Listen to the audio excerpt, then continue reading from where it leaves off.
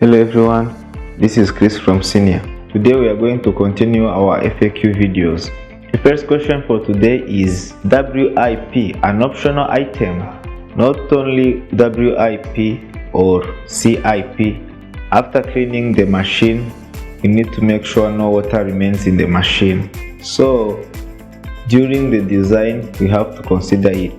The second question for today is what is the mesh number of the screen? Here the answer is the number of aperture per linear inch of the screen.